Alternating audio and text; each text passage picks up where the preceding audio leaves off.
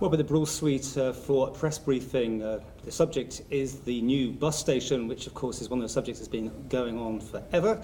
In charge of buses, of course, Ian Longworth. What do you think of the idea? And what is it exactly? Tell us that.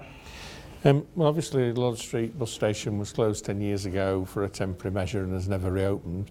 And the facilities in Lord Street are basically not really suitable or welcoming. We've got low-grade shelters, we've no passenger welfare facilities, none for the drivers, no information point and so on. And the bus passenger isn't particularly looked after. We've done a study in the centre of Douglas and we've come up with a proposal to relocate the shelters or the bus station facility to Victoria Street, and we're now going out to consult and take people's views on that. Okay, well, we're going to talk to the highways about that and the infrastructure, about the details of it. But as for the buses, I mean, at the minute, what, £70,000 a year you have to spend getting your bus drivers back to base so they have their lunch. Is this correct? That's correct. That's the approximate cost of the buses and the drivers going back to Bank Circus for their various breaks, meal breaks within their duties. So what are you going to do about that? This is in this arrangement, isn't it? Well, clearly, if we, within Victoria Street, can come up with a suitable, high-quality passenger information facility, waiting facility, toilet facility, and within that we can include some drivers' welfare, then we'll be in a position no longer to have to go back to the depot to deal with those points. Are you happy with this arrangement? It's a working party I've been a member of, and I'm very supportive of the conclusion. I mean, this is still not a bus station, though, is it? Not in its traditional sense, no. The problems that we found that within Lower Douglas there was only one piece of land that would have been suitable for a bus station, but it's got planning permission for another use and it has a very high value.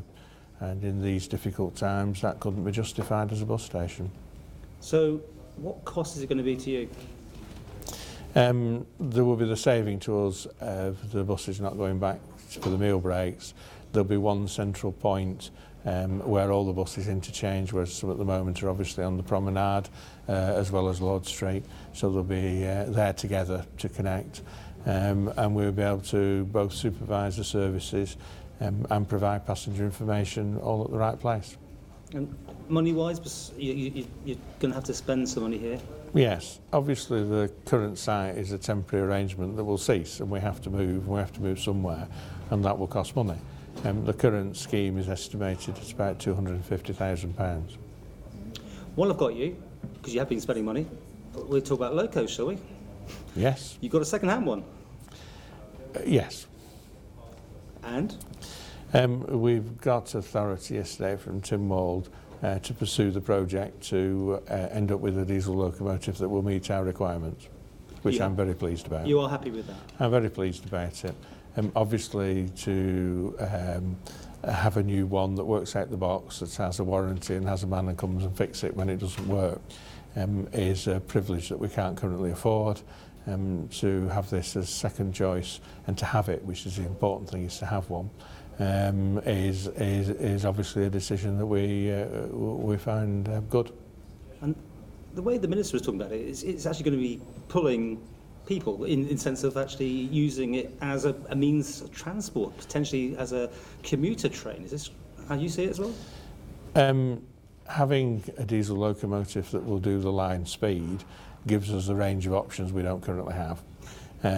So, for example, at the moment, during the TT period, we run commuter trains, and it means I have staff out of bed at 5 o'clock in the morning lighting fires.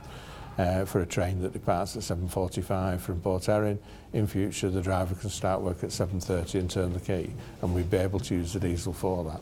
So we are going to have commuter trains? We have them now in TT, and it will just be a more economical way of running it.